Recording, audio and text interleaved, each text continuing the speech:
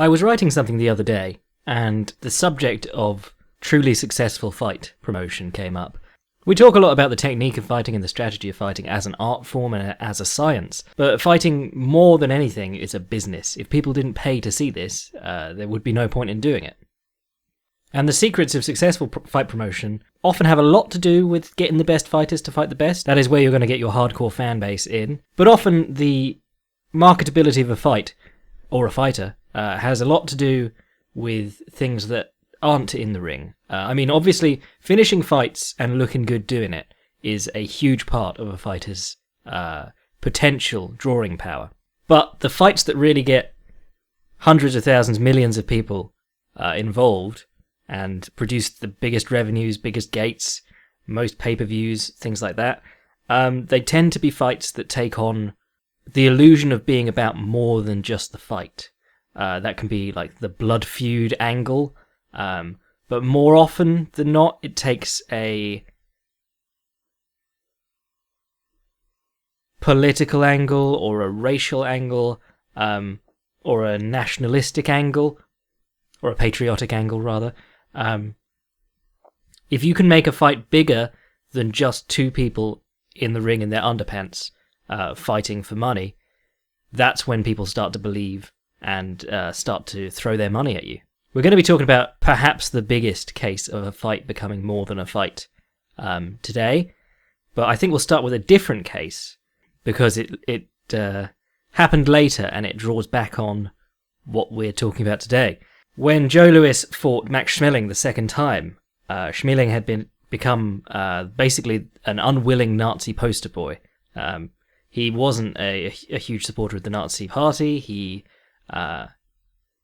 actually helped two Jewish lads escape from the Nazi government at one point. But because he was the heavyweight champion, he was being used as a picture of health and Germanness by the Nazis. He'd already beaten Louis once. He gave Louis a shock defeat.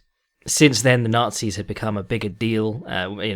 Much more started to infiltrate the lives of regular people and become more worrying to those outside of Germany.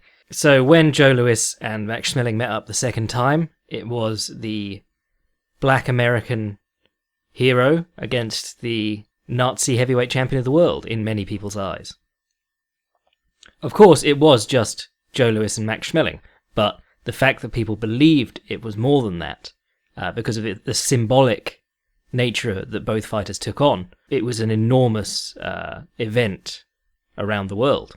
Now, the reason I started with Joe Louis was because even though this story takes place 30 years after the story we're talking about today, Joe Louis was only the second black man to ever win the heavyweight title of the world. Now, if you know anything about boxing, particularly through the 1910s, 20s and 30s, you'll know that there were a lot of good black heavyweights. But between the first and the second, there was a long period where no one was even allowed to challenge if they were black. And that is because of the man we're talking about today. In fact, because of the man we're talking about today, Joe Louis had a list of things given to him by his handlers, which he wasn't allowed to be seen doing, and these included things like smiling after knocking someone out, smiling after a victory even. Apparently eating watermelon, and he really liked watermelon, so, just to not perpetuate racial stereotypes, never seem like he was gloating over a fallen white opponent, never be seen with white women. And all of that is directly linked back to our man today, the Galveston giant, Jack Johnson. Now, Jack Johnson is an interesting figure to read about because his own accounts of his life, he could tell a yarn. If you're reading through books about him or old newspaper articles or anything like that, he'll give stories about fighting off hammerhead sharks and things. Genuinely. Much of his early life is a little bit confusing because, we only have his account of it, and he did go travelling for a while, and no one could account for what he did during that time, so he tells these stories about travelling all the way to Brooklyn to meet Steve Brody, a con man who famously jumped off the Brooklyn Bridge, or claimed to, and stuff like that. But we do know that he was born in Galveston, hence the Galveston Giant. And Galveston is an interesting place because, we tend to get, especially over here in Europe where we didn't have, well, we had the slave trade. England was the first to really benefit from it in a big way, but we didn't have the actual slave ownership over here that America did. So often we get into the habit of painting the North and the South in simple colors and things like that. You know, Texas, southern state, we assume that there's an awful lot of racism and Jim Crow and all that sort of stuff. Of course, in actuality, things vary from place to place, from town to town, from state to state, and depending on what is custom in that area. But Galveston, despite being in Texas and a southern state, was a fairly integrated place. Jack Johnson grew up playing with white kids and black kids in equal measure, ran around in gangs with both white and black kids, lived in a neighborhood with both white and black people. So the idea of him constantly struggling against racism, well, while he was fighting to gain the respect of people who did doubt him because of his race or look down on him because of his race, those things actually got worse for him when he became famous and went north. His family certainly were happy in Galveston, but that's one of the strange realities of Jack Johnson's career and life, is that he liked to rock the boat. You know, even if he could have been like a humble champion or something like that, he chose not to because he wanted to push people and see if they'd react, and he thought that they should accept him regardless. But at some point during his early travels, he meets a man called Joe Walcott. Not Jersey Joe Walcott, my favourite, but the man who Jersey Joe Walcott took his name from, because Jersey Joe Walcott was actually called Arnold Cream, which is not a very scary fighting name. But Joe Walcott was called the Barbados Demon. And he was, surprisingly enough, from Barbados. He was a welterweight, and he took fights all the way up to heavyweight, and he was one of the greatest knockout artists of all time. In fact, there was a great newspaper article I read at one point that said, well, I read his open challenge, where he says, due to lack of opponents willing to face me, I have been necessitated to extend my challenge up to heavyweights. But a newspaper article I read from, I think it was the San Francisco Bell, where their sports writer basically said, fighting Walcott is suicide for anyone within 30 pounds of him. So tremendous fighter, and lived in New York, and Johnson becomes friends with him. Now, Johnson is a 20th century fighter in our minds, but he gets his first couple of fights in 1898 and 1899. And there's all these stories of him competing in what are called battle royales. The reality of battle royales is still very up in the air. It's hard to get convincing evidence of specific... Well, there's lots of anecdotal evidence. It's hard to... Well, there's not going to be much material evidence of anything like that, but it was basically a battle royale was getting 5 or 6 black guys and paying them to fight in a ring with all 6 of them at the same time. And you hear horror stories of blindfolded battle royales and things like that. Obviously, we only have Jack Johnson's account of the battle royale that he fought in when he was young. And Jack Johnson's accounts, well, as I've already mentioned, they tend to be flamboyant and often include things that seem more than likely fictional. But that is not to say that the idea of the battle royale is impossible. I mean, I'm sure it happened somewhere at some point. At any rate, Johnson takes a couple of fights. In 1899, he meets a black heavyweight in Chicago called Klondike. Now, Klondike's a weird guy because he begins this tradition of the black heavyweight champion. He declares himself the black heavyweight champion later after beating Johnson, which is separate from the world coloured heavyweight champion. So it all gets a bit weird. But apparently this fight was dreadful. Klondike gets dropped early, refuses to meet the count, but then eventually is cajoled into meeting the count by a very, very slow count. One spectator says that he was down for at least a minute. Then he later drops Johnson, and Johnson doesn't want to get up. And Johnson's very inexperienced at the time, and he loses by KO. And Johnson only has a couple more fights, and then he fights Klondike twice more, finally beats Klondike in a 14-round KO. Up to this point, he's a decent prospect, but not outstanding. In 1901, Johnson meets a guy called Joe Choinski, and Joe Choinski is he's a very important figure to boxing history. Never won a world title, but fought a number of very good boxers, and he is one of the men to to fight Jack Johnson, Jim Jeffries, and James Corbett. So he's a very interesting chap. And Jeffries later says that Chuinsky's the classiest puncher that he's ever met. So Johnson and Chuinsky set 2. Chuinsky's on the downward slope at this time. He's not in his best days, but he's still got class and science.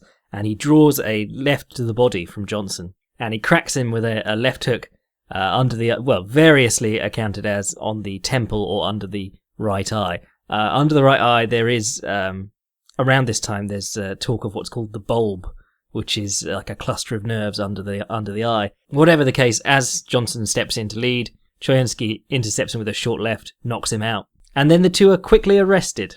It's worth noting at this time that this was all in Galveston, Texas.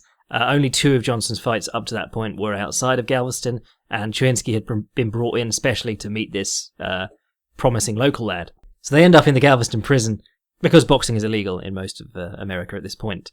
But the sheriff is a fan of both, and so he lets them go home in the evenings and come back and spend the day in the cell. And each day they do some boxing out in the yard, because they're just there spending their time just putting in the hours of appearance, and they go home in the evening. It's a really bizarre situation. So Chuinsky, the line that he's often quoted with is that no big man who moves like you should be getting hit. But basically he starts to teach Johnson a bit more craft, and this is sort of the beginning of Johnson becoming a complete scientist rather than just a big-hitting, big black lad. Now, even though Jack Johnson is called the Galveston Giant, he, by modern standards, is not at all gigantic. He's about 6 foot tall, and early in his career he's advertised as about 168 in weight.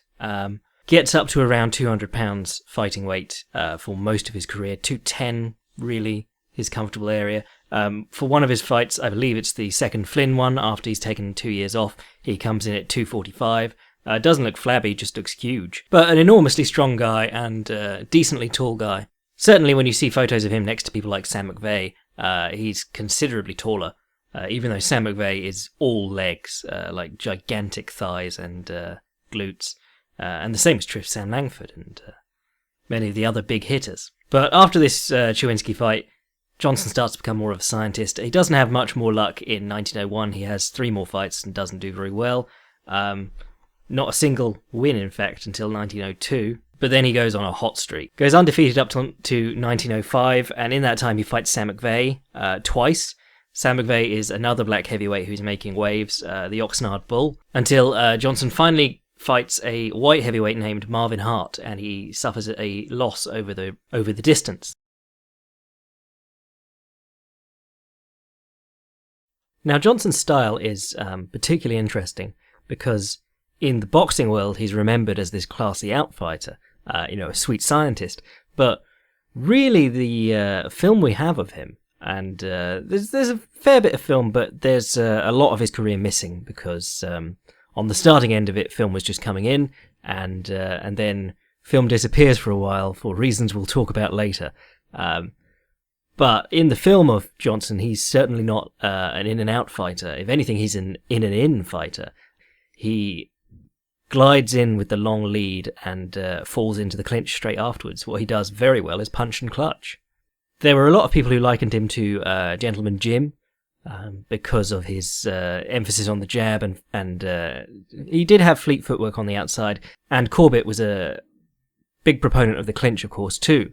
If you recall, last episode we looked at his fight with Bob Fitzsimmons, and he ties up a lot in that fight in between these long leaping jabs. But the two clinches are very different, and we'll examine that in a second. Now, an important consideration to make when we're talking about Jack Johnson and looking at footage is that gloves were considerably smaller back then. We're not talking like 10-ounce gloves, 8-ounce gloves. We're talking 4-ounce, 3-ounce gloves.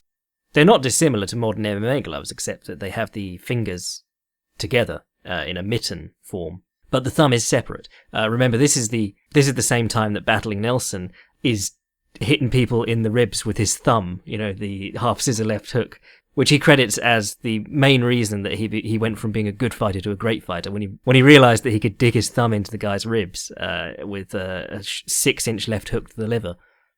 Obviously, nowadays the thumb is taped to the rest of the glove because it discourages eye poking or thumbing of the eye. But in Johnson's day, he could move his hand quite comfortably and wrestle with it, and even control his man's wrists. In his fight with Stanley Ketchel, Ketchel at several points tries to punch Johnson, and Johnson literally grabs him by the wrists as you would a child. And at one point, he actually pushes Ketchel's hands apart into a crucifix position, as if he's looking for a hug, and then steps in and clinches him. He was a very strong heavyweight and very good at controlling his opponent's hands. And that's an idea that really you need to consider if you're an offensive fighter or when you're moving on offense. There are two ways to deal with the opponent's with the threat of the opponent's punches. You can either be evasive, so move your head, or you can be smothering, which is controlling their hands. In boxing, smothering is more of a one-hand tactic. Occasionally you'll see guys put both hands out and smother both their opponent's hands, like George Foreman. But obviously if you're using both hands, you're tying both hands up. You can't punch with your hands when you're doing that. Whereas you'll see it a lot in Muay Thai because the guys can still throw the elbow, they can still step in with the knee, they can still kick the legs and the body. But Johnson, he's very active with his right hand in smothering the opponent's lead hand at distance and checking the path of the jab. This is something that you'll see Roy Jones Jr. doing a lot in his prime. It's the right hand high and open and in the path of the opponent's left straight. Not actually controlling the lead hand always, you'd have to reach quite close to the hand to be able to do that. But by occupying that middle path, you can make them, if they want to use that left hand, they have to swing out and wide. And that's an opportunity to step in or, duck or counter. But the right hand takes away the opponent's fastest weapon and the one with the shortest path. The problem is that they can do the same thing to you, obviously. So what you'll see a lot in Johnson's fights is that he'll have his left hand pulled back into his body in that similar motion to the milling we were talking about last episode with Jim Corbett. He'll pull his left hand back into his body and keep his right hand high, and he'll be winding his left hand in sort of circles in and out towards the opponent as if he's going to stab in a jab, and eventually he does. Almost all of Johnson's hitting at range is done with the left hand. He very rarely throws a right straight. The few times I've seen him do it on film have been when the opponent swings a big punch and misses by a mile. He'll try and hit them when they're off balance or walking past him. But he does do damage with his jab. He sucks it right back into him and throws a big, deep left straight. And at several points he'll use it. He'll go 2 to the body and then 1 upstairs and really smash in the punch to the head.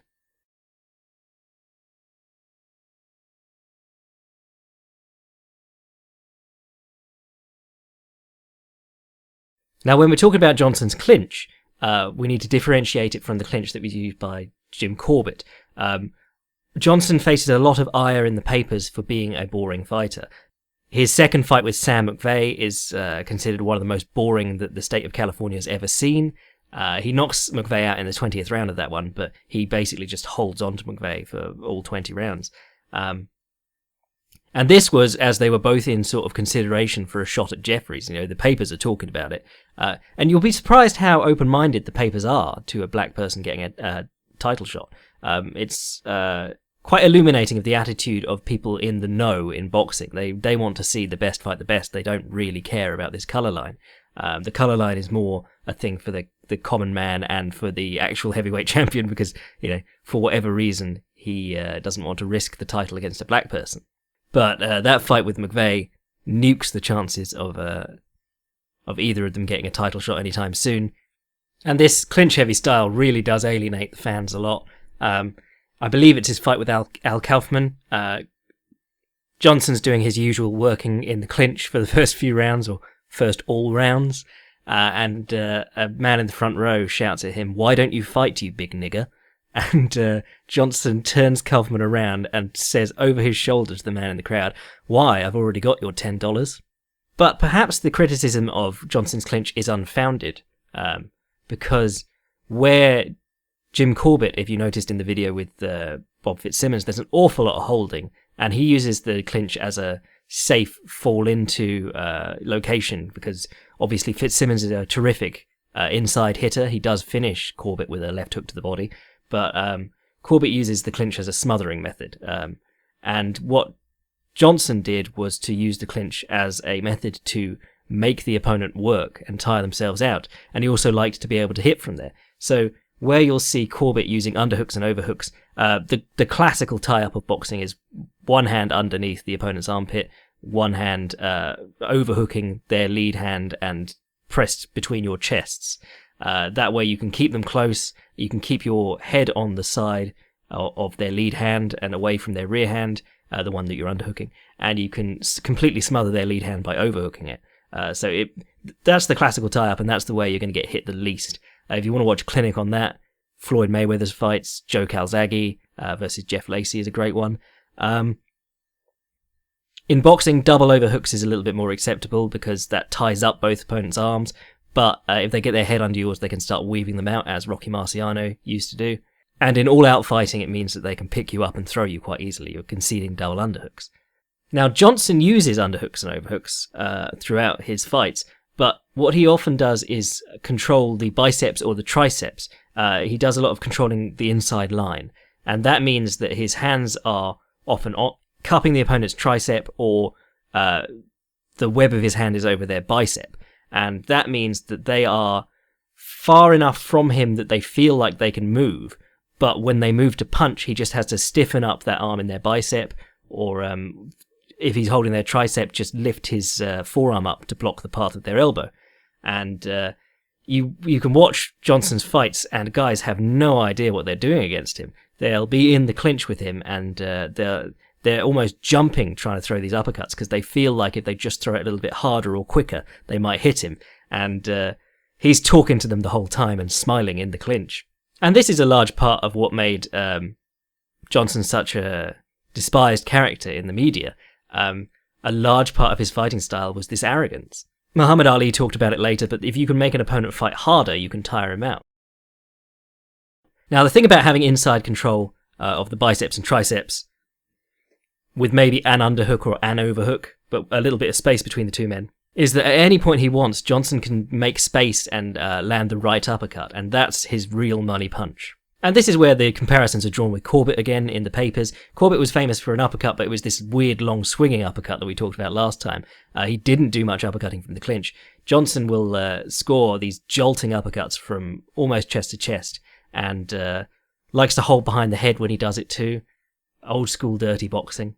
But that's the advantage of Johnson's clinching method. He keeps his hands free so that he's in control, but he can make space to punch at any point. If you are in a full-on hug locked together, it makes it a lot harder to create space and punch when you want to, because you're in sort of a 50-50 hold with the other guy. Whereas when Johnson's controlling the inside line, it makes it a lot harder for the opponent to hold on to him. If you control a guy's biceps, it's very hard for him to hug you. This is why you'll see inside control being a huge portion of wrestling in the tie-ups. The guy who controls the inside can often deny his opponent a lot of grips. And doormen are taught this too. If you can get your hands over the opponent's biceps or the aggressor's biceps, you can often just stuff his punches at the root rather than blocking them and taking them on your guard and risking one sneaking through. And this is really what makes Jack Johnson the defensive master. Not so much his movement, not so much his reflexes, it's more that he knows how to control guys in the clinch and they have no idea how to deal with it. And this gliding in, he's so good at it that even in the exhibition match with Joe Jeanette that we have from the 1940s, where Johnson's 60, 70 years old, he's still able to just glide in beautifully with this one technique, and you can see that he's been doing it his entire life. A final note to make about this clinching style, with space between the two participants, is that while Johnson was good at tying up his opponent's hands, it did often leave their head free to move and butt. And this would only occasionally be a problem, and obviously disqualification would often result if a fighter used headbutts too frequently. But in Johnson's second fight with Jim Flynn, Flynn is almost jumping to butt Johnson from underneath, which is obviously something that wouldn't be an issue in a more traditional clinch with the head over the shoulder.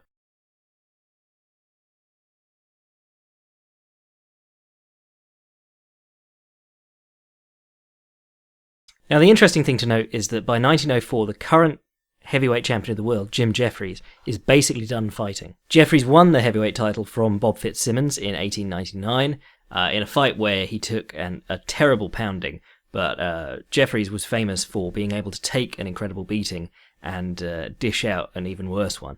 So he stopped Ruby Robb in 11 rounds, battled Tom Sharkey, beat Corbett twice, and a few others in that time. Finally fights Jack Monroe, TKOs him in 2 rounds in 1904. After that point, he is essentially in retirement. He doesn't announce it immediately, but the papers speculate on who his next opponent is going to be for a couple of years, and the heavyweight champion has never retired before. So it's in a strange situation, as John L. Sullivan famously left the ring for the stage for about 3 years.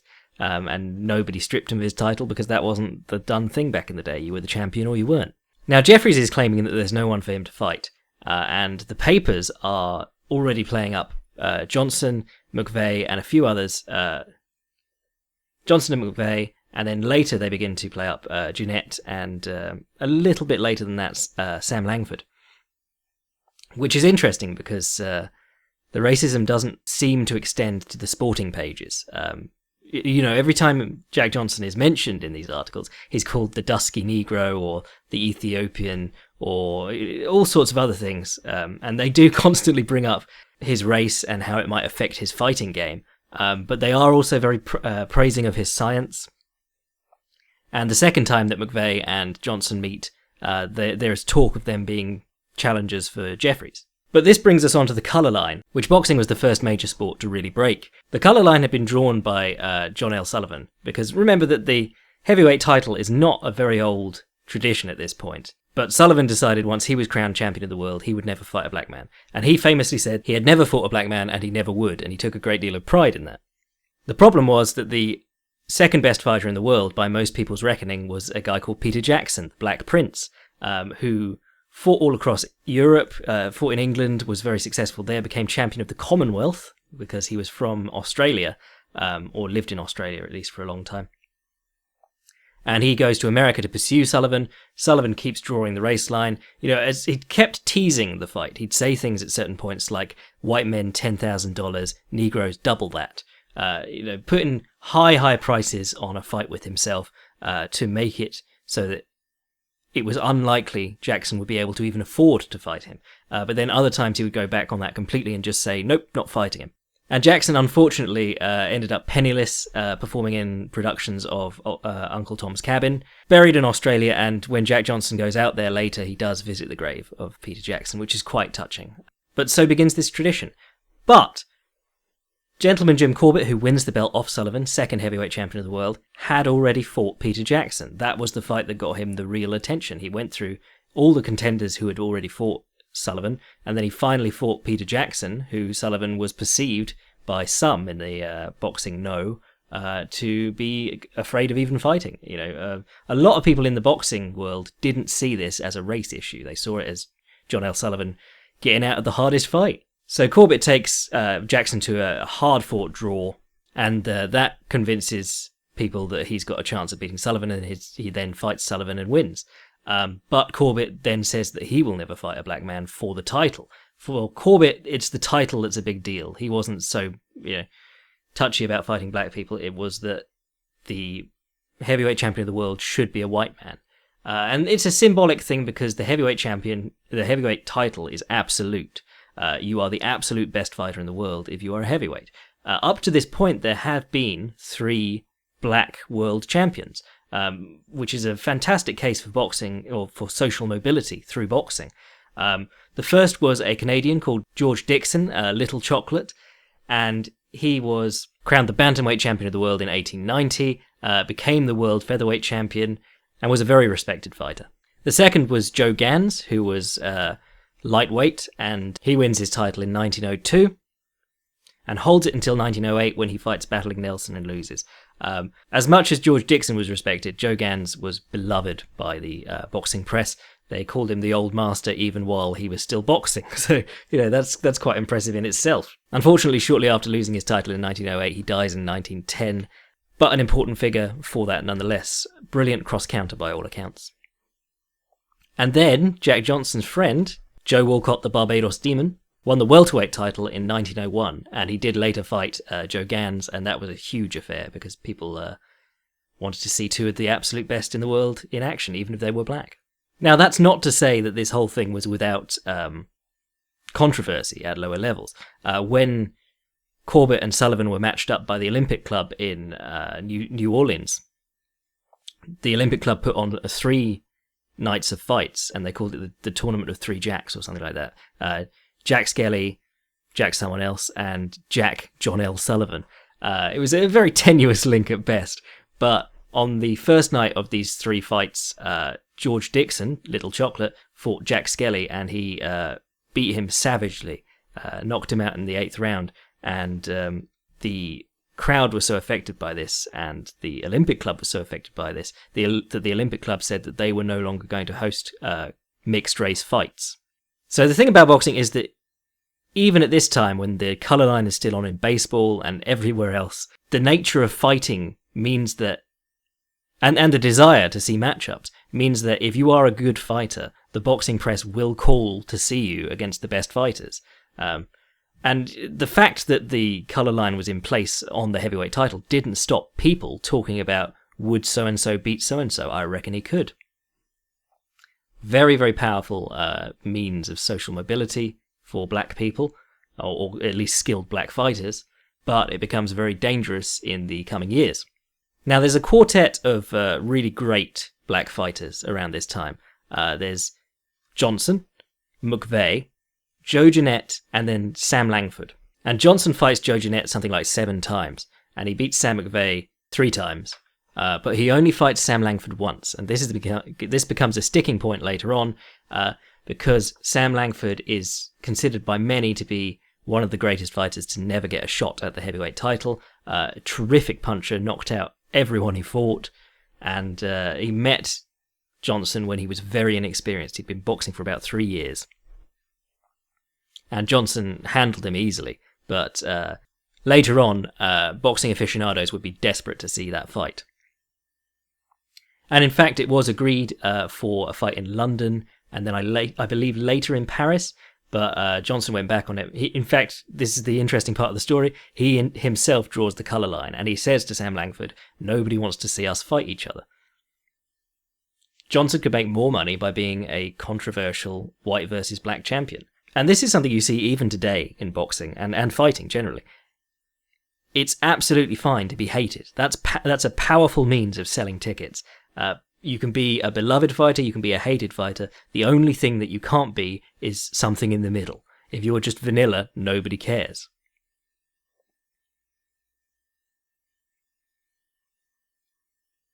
So Johnson, as the scary black man to white society, could keep fighting white contenders, and a lot of them easier than taking a rematch with the much improved Sam Langford, and nobody would complain. Returning to the previous heavyweight champions of the world, Bob Fitzsimmons, the 3rd heavyweight champion who lost his title to Jim Jeffries, went on to fight black fighters anyway.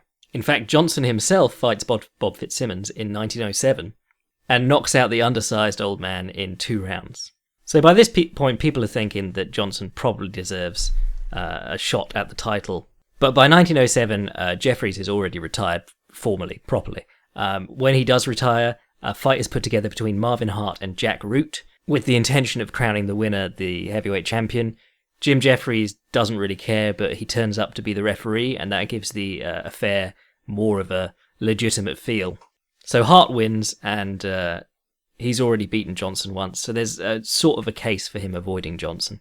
But in 1906, Tommy Burns beats Marvin Hart and becomes the heavyweight champion of the world. Tommy Burns interesting because he is sort of a footnote in the Jack Johnson story, or one of the villains of the Jack Johnson story, but he is the first Canadian heavyweight champion of the world. He's also a very small heavyweight, and he makes his name knocking out giants with his terrific right hand. Now, to his credit, Burns is a very active champion. In fact, he fights 13 times between winning the title in 1906 and losing it in 1908. And he's definitely a fan-friendly fighter. He picks up the fastest knockout in heavyweight title history, under 90 seconds, during this time. Now, depending on the version of the story that you want to hear, Tommy Burns is either running from Jack Johnson when he goes off on a world tour, or he's looking to take on the best in each country. But in 1907, Burns heads to England, takes 2 fights there, 1 in Ireland, 2 in France, and then 2 more in Australia. And he keeps placing a heavy price on a challenge from Johnson, or from a black man generally. And Johnson eventually finds backers, and they do agree to this match. And this is the first Johnson match we have film of, and it's an absolute arse-kicking. Burns is just far too small, can't handle the clinch, exhausts himself trying, and finally Johnson just batters him with uppercuts and hooks from the inside. The fight is stopped in the 14th round, but it goes down as a decision rather than a knockout, even though the fight didn't go the distance at all. But such was the controversy surrounding the fact that a black man was getting a heavyweight title shot to begin with, people weren't very comfortable with seeing a white man, or the white heavyweight champion, getting knocked out by a black man. And so begins the search for a great white hope. Johnson beats Tony Ross and Al Kaufman, and they're already scraping the bottom of the barrel for challengers, because they go down to Stanley Ketchel, who is really a middleweight. And if you've seen the photo of them standing next to each other before the fight, Ketchel is put in cowboy boots, or really high platforms, and a coat that's supposed to make him look bigger. And Ketchel's a fantastic fighter. Knocked out all but 3 of the people he beat, was happy to fight guys massively outweighing him, and was known just for being an ugly fighter but a relentless and powerful one. And Johnson, just as expected, manhandles him. There was all sorts of talk about this fight being an agreed upon going through the motions, because the two had been friends and run in the same circles for a while. Seems unlikely. I mean, half the footage we've used today of Johnson blasting people in the face has been of Stanley Ketchel, and that was long before the supposed change in the fight. And the change in the fight that the press will point to in the romanticized story version of it is when Ketchel comes in with an overhand and knocks Johnson down by surprise. Johnson immediately gets up, runs at him and knocks him out, and has to knock Ketchel's teeth out of his glove as he stands taking the count. But it seems unlikely. If you've seen how they were fighting up to that point, Ketchel did look for the overhand a couple of times as Johnson was coming in to clinch. Finally caught him out in the open and got a knockdown, and then Johnson just pressed in and used his size and strength advantage to quickly put Ketchel away.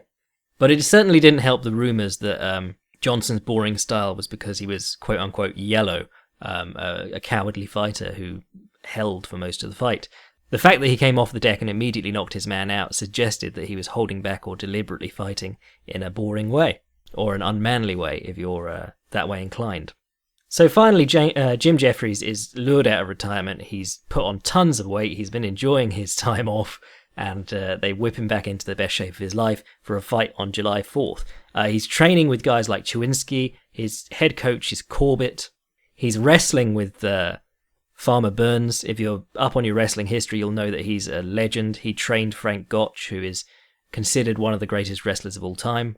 Basically, anything Jeffries could need, he has. Everyone's willing to come and help him, because he is the hope of the white race, as the papers have played it up, and a good many people believe. And this is the original fight of the century. This is the one that takes on far more than just a heavyweight title in terms of stakes. You got writers playing it up to be civilization versus brute force. Anyone in the know in boxing was praising Johnson for his ring science. But even after the John L. Sullivan time off debacle, people haven't seemed to learn their lesson. They still think that the heavyweight champion is unbeatable unless he's been beaten. They still seem to think that James Jeffries is not going to suffer from this time off. You'll remember last episode that I mentioned John L. Sullivan and Jim Corbett hated each other to the grave. The theme of the episode was whether, who is American and who isn't, because both of them were accused of being Irish, even though they were born in America and identified as patriotic Americans. Sullivan famously said when he lost, instead of his usual always on the level John L. Sullivan line, he said, came to the ring one too many times, but if I had to lose, I'm glad it was to an American. But apparently the two loathed each other for the rest of their lives, and John L. Sullivan got a gig writing for newspapers. He wrote a column called Jolts with John L., which I cannot recommend enough. It's absolutely hilarious. But apparently he remained bitter about his loss to Corbett. So in the last days of camp up to the July 4th fight, Sullivan turns up at Jeffrey's camp, claiming that he wants to wish the challenger well, or champion, depending on whether you believed he was still the champion or not. Claiming he wanted to wish Jeffries well and give him some advice, and Corbett blocks him at the gate and says you're not talking to him. And the two exchange foul words, and Sullivan's on his way. Perhaps the most interesting thing about this whole event is that Corbett seems to have been made massively more racist by Jack Johnson himself. It seems as though Booker T. Washington's fears about Jack Johnson turning white people against black people with his attitude and behavior might have been founded in something, because Corbett was happy to fight Peter Jackson and was very respectful of him, but by the time this fight rolls around, he's screaming racial abuse at Johnson throughout the fight. Johnson easily holds in the clinch. Jeffries exhausts himself, and finally Johnson swarms on him, finishes the fight in the 15th round, and then Johnson takes 2 years off. Now here it's worth talking about Johnson's habits outside the ring. He was as loud and brash outside the ring as he was in it. He spent money on extravagant suits and cars, loved speeding, often got in trouble with the law because of it. There's a story about him flipping a car that he owned and immediately going and buying another one the same day. He was in a position where he had more money than he knew what to do with, and so he spent a lot of it on expensive clothes, toys, and prostitutes. And it was Johnson's women that caused him the most trouble. He openly consorted with white women, which was obviously frowned upon at the time enormously. It's certain states that would get you lynched. In 1909, he meets a socialite called Etta Durea at a race, and the two become firm friends. She is effectively his wife, even though they never get married. And things look even worse for him in 1912 when she, in the pits of depression, kills herself with a gun. He then marries a woman called Lucille Cameron, another white woman, just months after the funeral, and she later divorces him for philandering as well. So clearly so not only is he marrying white women, but he is also consorting with prostitutes and driving them to depression. Doesn't look very good in the papers. And this is where the trumped-up legal charges come in. In October of 1912, he's arrested under the Mann Act, and the Mann Act was a legal act to prevent the trafficking of prostitutes across state lines. Now, the story goes that this was trumped up just to catch Johnson, but if you have a look through the list of guys who have actually been convicted under it, it's quite an interesting list. Chuck Berry's in there, and Charles Manson, so good company. But the charges against Johnson were absolutely ludicrous. He was accused of violating the Mann Act by paying for Lucille Cameron to take a train across state lines. Of course, Cameron was his wife, so it was outright ludicrous, and they had to drop the charges because she wouldn't cooperate. Why would you? But they find a woman called Belle Schreiber, who had been one of Johnson's squeezes a couple of years before, and she's happy to, we don't know if she was paid or not, but she's happy to just testify against Johnson. And she is a prostitute, so it's a little bit closer to the mark. The only problem is that the time that she was with Johnson and transferred across state lines by him, the Mann Act hadn't actually been passed. So it's they're really reaching to justify this arrest and to convict Johnson of something. So he gets bail and promptly leaves the country, travels to France. And France is interesting because in Paris there was a fascination with black boxers, especially black heavyweights. And this just goes to show how... I mean, we mentioned earlier that Galveston had its own unique circumstances, and obviously the attitudes towards race change from place to place. They're not just one state thinks this and another state thinks that.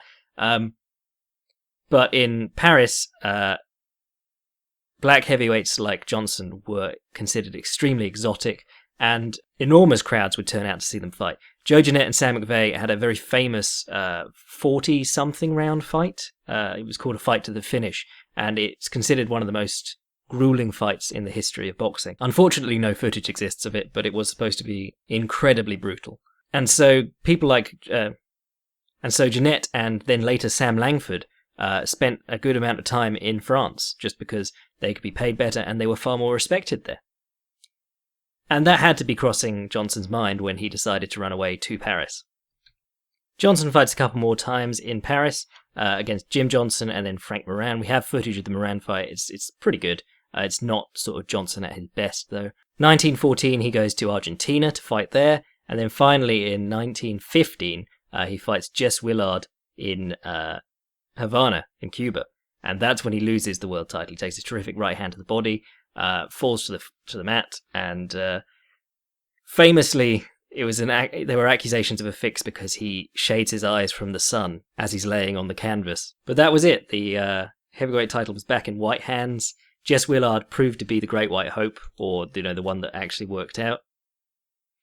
And he is knocked out soon after by Jack Dempsey, and that ushers in a golden age of boxing. The first $1 Million Gates, several of them, in fact, under Jack Dempsey. Tex Rickard was a promotional genius. He realized that he was able to sell Dempsey's punch, and through other means too, he employed Georges Carpentier, who was an absolute heartthrob and a war hero, and he matched him against Jack Dempsey and played up the fact that Dempsey had allegedly dodged the draft and been a hobo in his upbringing and wasn't an awfully attractive man. The way that boxing rebounds is incredible. It's worth mentioning here that after Johnson beats Jeffries, the fight film ban is passed. Now, Rickard's an interesting guy because he suffers the most from Johnson's heavyweight reign, and he also benefits the most from Johnson losing the title. Rickard got the rights to film the Jeffries-Johnson fight, and he sold the rights to the film. But shortly after that fight, because of the race riots that followed and the enormous tensions over it, the fight film was banned. Fight film of any kind was banned in order that this was not publicized. In fact, even Teddy Roosevelt, who was an avid boxer, especially if you read Mike Donovan's book about him, he came out and said that he was fully in favor of the fight film ban. So Rickard loses a ton of money that he invested in filming this fight and selling the rights to people. But finally, when Johnson's out of the picture, he has Jack Dempsey, who is a marvel to watch. He's just incredibly aggressive and knocks people out all the time. Complete opposite of Johnson once again in that regard. And Rickard makes his millions again. So that's the Johnson story. And one of the things I often wonder is, were Jack Dempsey black, and he'd been the first black heavyweight champion, fighting like he did, how would that have been taken? Equally, Joe Louis, fantastic knockout artist, quiet, humble, very soft-spoken, understated, never caught with white women or anything like that. What if he'd won the title first? I wonder if him being such a shocking figure and completely unrepentant for it conditioned the fight world to be more okay when another black man did win the title. Maybe if a humble chap like Peter Jackson had won the heavyweight title first, people would have been exactly the same amount of offended. Perhaps by Johnson going the whole hog and actively playing the heel, he made it easier to swallow men like Lewis when they came later. It's interesting to think about. Whatever the case, Johnson's story is one that is often coloured, no pun intended, because he was the world coloured heavyweight champion for a long time. How much of Johnson's story is coloured by the retelling? Because Tommy Burns could be a guy who ran away from Johnson, or he could be a guy who wanted to keep the colour line in place for social reasons and continue to box around the world and claim to be the world champion. I mean, he was incredibly active. He was making a lot of money doing it. Perhaps he was the kind of person who didn't like to rock the boat, whereas Jack Johnson certainly was the kind of person who loved to rock the boat. Whatever the case, Johnson is a fascinating figure about whom huge tomes could be written. Larger than life, and if you study the film, he's a fascinating fighter to watch too. Pretty much unique, actually, in the history of the heavyweight division. Attitudes to the clinch have changed, and were changing at the time. Obviously, he was a far more active clincher than any fighter to that point, but equally, they were in a time period where the clinch was allowed to continue for essentially as long as the fighters wanted. Had he come in an earlier or later time, he would have had to learn to fight differently. He was the first guy to exploit the rules in that way. At any rate, I've prattled on about Johnson for ages now, and it's been a bit all over the place because I'm just a huge mark for Johnson. I've read just about everything that I can get my hands on regarding him. I mean, I was writing essays about Johnson before I even thought about being a writer. He's just always been a fascinating figure, and the firestorm of controversy that swarmed around him at all times, and just the whole reaction of society. And the fact that guys like Booker T. Washington hated him, but W.E.B. Du Bois loved him. Just a really interesting figure and a really interesting time. Anyway, thank you all so much for continuing to support the Fights Gone By podcast. I couldn't make the podcast without you, and I hope you enjoyed this history episode. We'll get to work on the next one. Cheers.